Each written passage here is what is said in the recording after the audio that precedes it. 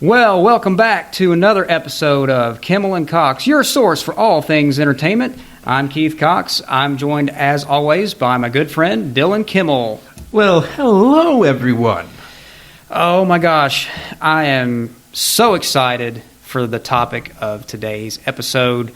It's a movie that was such a huge part of my childhood growing up. It is number 2 on my list of my all-time favorite movie franchises, and if you couldn't tell already by my attire today, that movie is, of course, Back to the Future. Back to the Future. Yes. We are finally getting into this, and this jacket here, if you don't recognize it, this is an exact replica of the denim jacket worn by Michael J. Fox as Marty McFly throughout most of the movie. And I notice you don't have the life preserver, as it was called. Yes, I do not. I have it, but I chose not to wear it. I didn't go full Marty today because I realized that I have to go to work after we record this episode. Yeah. So Marty wears that outfit has a lot of layers to it. And I was like, I really don't want to have to take all that stuff off and change clothes and everything and go to work. So I just threw the jacket on, and so this is my homage to. And I'm wearing. Yeah, what do you do? You're Ghostbusters? I mean, it's the wrong movie, dude. Like, you knew we were going to be talking about Back to the Future today. Yeah, my Emmett attire was in the wash. Oh, so yeah. That's all right. It happens, but that's another movie that we're going to get to later on for sure. So, but anyway, getting into Back to the Future, it was released July 3rd, 1985. Great year for movies. Really, the 80s was just such a great decade. I mean, they're just for movies, TV, everything. There was really no other decade like it. So, I mean, it was, when you talk about having the right recipe, I don't think you could have made this movie in, say, the 70s or the 90s. Or you can't make it now either. Yeah, you really can't. Like, it just wouldn't have the same appeal. Just imagine if they were to. Now, I do remember that Bob Zemeckis and Bob Gale, or Robert Zemeckis. I mean, both of them are Bobs. Right. But I believe that they stated that as long as they live, there will never be, another sequel, 2, a reboot. A reboot. Yeah.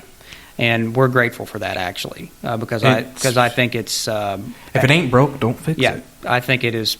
there were 3 movies, and I think it is... I agree with them. I think it's actually perfect as a trilogy. But the movie was, of course, written by Robert Zemeckis and Bob Gale and directed by Robert Zemeckis. Starring Michael J. Fox as Marty McFly, Christopher Lloyd as Dr. Emmett Brown, Leah Thompson as Lorraine Baines McFly, Crispin Glover as George McFly, and Tom Wilson as Biff Tannen.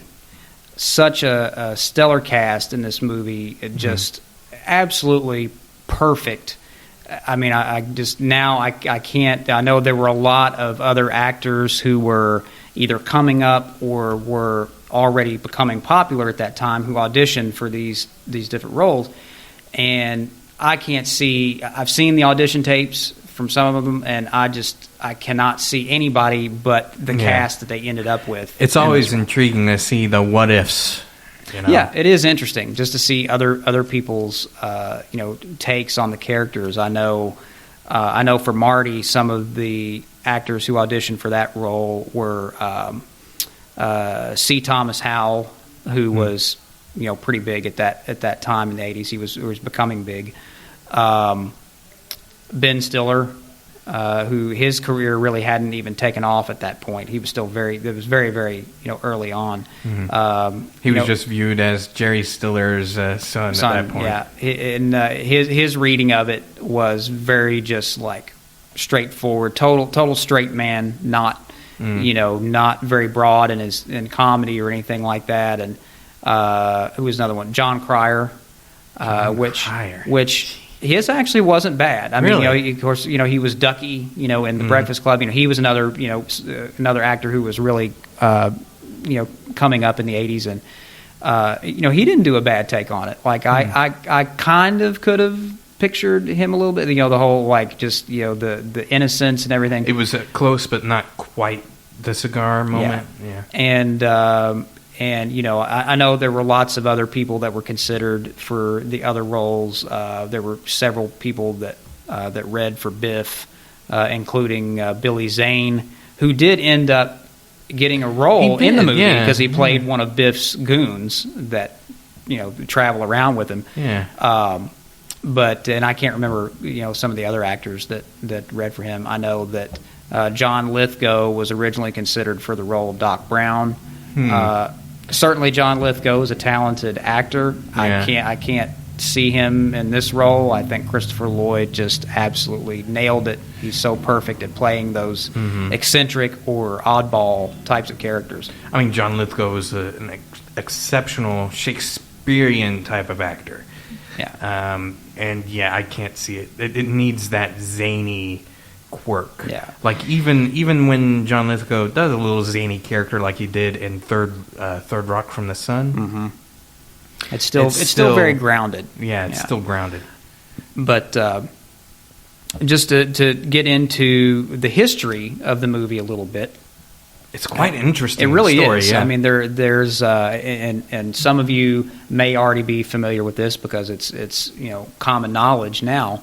But it's well documented now. Yeah. But for those who don't, Dylan and I obviously know a lot about the history of this movie, and that's one of the reasons I was so excited to get into this, because now I can finally put all of this wealth of knowledge about these movies to good use.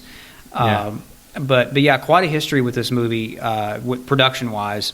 The script was originally written, I think, as early as 1980. It went pretty far back. Bob Gale had this idea long before the movie came about. Like, it came about when he was looking through he was looking through old photos from like his parents or something. Yeah, right? I think he was looking through his parents' high school yearbook, and he saw pictures of his mom and dad, and they went to high school in the 1950s, and he just had this idea, like, what would it be like what, because he found out that like his dad was like class president and all this kind of stuff, and like he was, I guess, really popular in high school, and he's thinking, this is not the man I know now. Like, this is not my dad, and he thought, what would it have been like to know my parents back then, or to hang out with them? Would I have liked them? Would I have hung out with them as a teenager? That is an interesting question. I wonder that for us in particular. I mean, do you feel like you would have been best friends with your dad if you? Well, I can really identify in particular with Bob Gale on that, because my parents went to high school in the 50s. I mean, they graduated in 56. So almost the same timeline as this movie. Marty's parents were seniors in 1955. So it's like right there in that same time frame, and I can remember going through my parents' yearbooks and seeing what they looked like back then. Mom had long hair, long dark hair. Ever since I've been alive, she's always had short hair. She's always had, short cropped, hair, kind of done up in a, like a little bouffant or whatever. And my dad had, tons of hair, like thick hair, like he had like a big flat top, and he's pretty much always worn glasses, or I should say he did wear glasses. My dad's sadly he passed away, a couple of years ago, but. His glasses, we kind of reminded me a little bit of like Buddy Holly, like it was like that style of glass, sort of like the horn rim glasses. Yeah. But I always wondered that too about my parents, like what were they like back then, and what were they like? Were they popular? Were they like some of the the cool kids, or whatever? And so it's an interesting concept, and so I connected with that a lot in this movie, because I'm like, this is probably what it was, some of what it was like for my parents when they were going to high school. They probably even when they watched the movie, they probably thought, oh yeah, I remember things like that, or they could say, no, it wasn't really this way, but yeah, it's definitely a fun concept to think about, and so that was the genesis of the story idea for Back to the Future. And he kept working on the script and shopping around to a lot of different studios. I never remember them when they were talking about the time machine. It wasn't always a DeLorean. No, they originally were thinking about a refrigerator of all things. Refrigerator. That was in the original script in the first draft. It was going to be a refrigerator, but then they were concerned that if kids saw the movie, they would start shutting themselves up in refrigerators and maybe getting trapped in there and freezing to death or something. And so they're like, "Oh, we can't do that." But I remember he said when they were shopping the script around to different studios, they had a hard time selling it because Disney thought it was too racy because of the whole thing with Marty and his mom, the teenage version of his mom, falling in love with him, and so they thought it was a little bit too risque.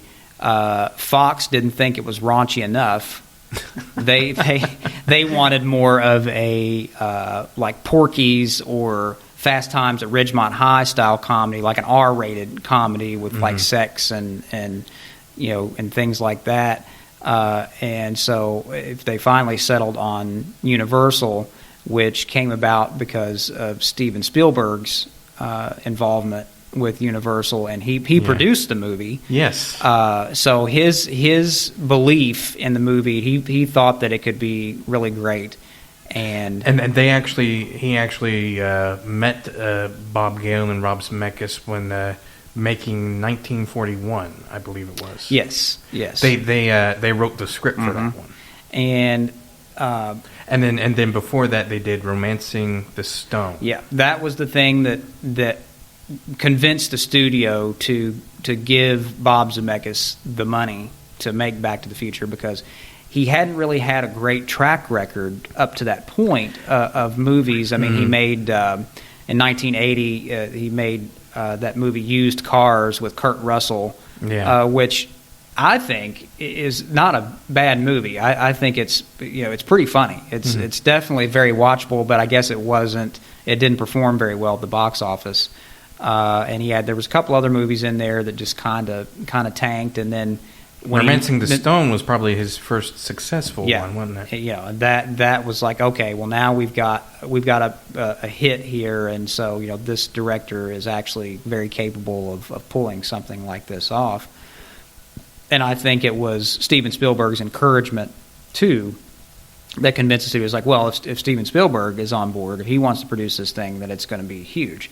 And so they're like, okay, we're going to give you the money to do this, but we want it released by 4th of July weekend, 1985. And it was they had less than a year at this point. They had less than a year to prep everything, pre-production and filming and post and all that stuff to try to get it released by that following summer. In hindsight, it's probably a good thing that we're in the indie market right now, because that type of scheduling sounds very stressful. That type of pressure does not exist for us. We can work on our own timetable, and I mean, if we have to stretch a film out over 3 months, just filming on evenings and weekends, we can do that. We have the freedom to do that. So I'm kind of glad that we don't have that kind of pressure on us. But so that's kind of how the movie got off the ground. And then even more interesting history surrounded the production, because there was one major casting change. And this is all you can Google all this. You can even see some clips on it. You can even see some footage. But so Michael J. Fox actually was not the actor who was originally cast in the role of Marty McFly. I think he was their first choice. Yes, he was their first choice. But as many of you probably are aware, Michael J. Fox at the time was starring in a sitcom called Family Ties.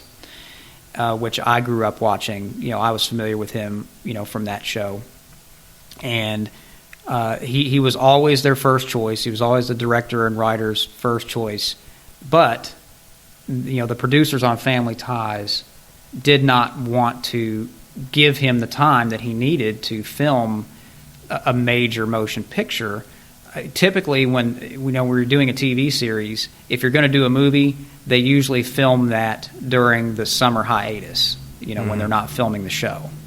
Well, Back to the Future couldn't do that because they had to start shooting in the fall. It was like, I think, October of 1984 is when they started shooting. And that was right in the middle of, they were already like, Family Ties was already, in the middle of shooting and everything by that point. So they didn't want to let him go. They ended up casting Eric Stoltz, of all people, as Marty. Now Eric Stoltz, not a bad actor, certainly was not on the level that Michael J. Fox was. He has more of a background in drama, doesn't he? Yeah, he's definitely more of a dramatic, serious, straight man, kind of actor. And I certainly could not have pictured him in the role. There is some footage out there. You can find it. I'm sure you can find it on YouTube and other places. The clips don't have audio. We haven't gotten any audio clips yet. But you can certainly see just in his performance alone, his expressions. Yeah, his expressions. Like the one image I'm thinking of is when he's looking over at his dad in the cafe. Same camera shot. They used that same camera shot in the final film, but the way he did it, it was just like, I don't know. It was too stoic. It was too.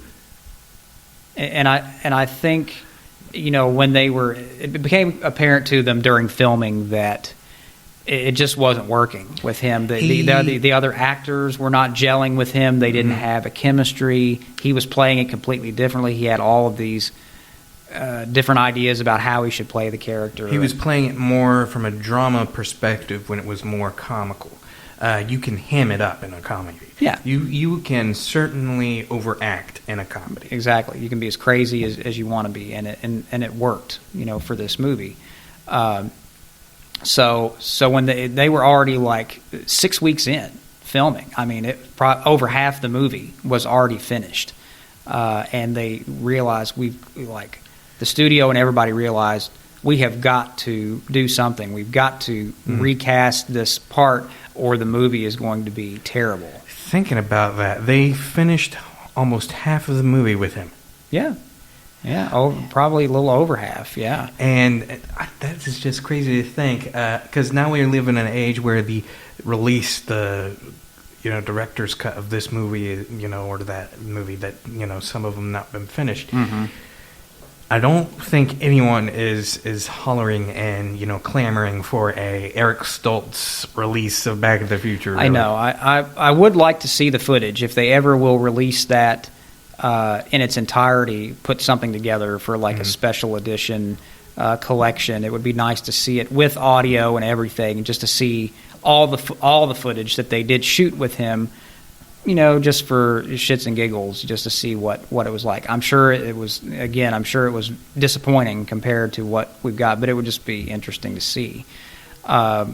So when they realized that he wasn't working out, they were desperate. They're like, we've got to get Mike Fox. And so they went back to the producer on Family Ties, basically on their hands and knees and begging, like, you've got to let us have Michael because nobody else can pull this off like he can. And so, I don't think that he actually that Michael saw the script the first time around. I don't think they even got that far. I don't think they even allowed him to read the script. This time they did, and he was like, I love this. I want to do this. And so the deal they made was, okay, you can have him, but you can only film with him on evenings and weekends when we're not shooting Family Ties. The level of compassion that Michael J. Fox had for just this one role. Oh yeah, I mean, he recognized, I think he saw the potential in it. He knew how great this could be because, he had done some movies prior to that, but just nothing on the level that Back to the Future ended up being. And man, I mean, you talk about a hectic schedule. I mean, he was literally like they would wrap up filming on Family Ties. He would get in the car. They had they had it was like a station wagon with pillows in the back. They like laid the seats down. He would literally hop in a car, go to sleep on the way from the Family Ties set to the Back to the Future set, and then they would start filming. They did a lot of the night scenes like during the week, and then for the scenes that required daylight, they would film those on the weekends. And so he was basically not getting any sleep. I remember talking to someone about that. I forget who it was, but saying how, because I was on set one day and I only had 1 hour of sleep, and someone said, well, the reason why you don't seem tired while doing that is because you're doing something you actually love, and you're going to be adrenaline takes over. Yeah. And Michael himself even says to this day that he really doesn't have a lot of recollection of the filming of the first movie, because he was almost like a zombie. Like he said he didn't realize that his performances were coming across as good as they were on camera, because he felt exhausted, but he was just, he just did it. He got in there and did it. And he said, but a lot of it was kind of a blur because it was just crazy. But that's dedication right there. And the fact that the movie still turned out as wonderful as it did, knowing that, that he was going through that, it's pretty unbelievable. So yeah, I mean, crazy start to the filming of the movie, because they started shooting in October of '84, and he didn't come on until January of '85. And I want to say they wrapped up filming, I want to say it was around April of '85, and then the movie was released in July. So they only had a few months left to edit and post, and that is very busy for even the special effects artists and everything. I'm like, my goodness, you only have so many. Yet they still did a pretty phenomenal job with the special effects too. Yeah, considering the amount of time that they had to work there. I believe the special effects still hold up today. Like honestly, all in the first one, the second one, third one, all of them. Like the first one there, the special effects. I cannot think of a scene where it was like, oh wait, they messed up right there. This could have looked better today. No, because most of them were practical effects too, weren't they? It was either practical effects or optical effects, because you didn't have CGI in those days. So, for visual effects like lightning and things like that, they had to do it optically, where they used they maybe used some animation or put animation, like in behind a plate or something like that, and insert it into the film. And so it was, I think, really seamless how they, pulled all that off.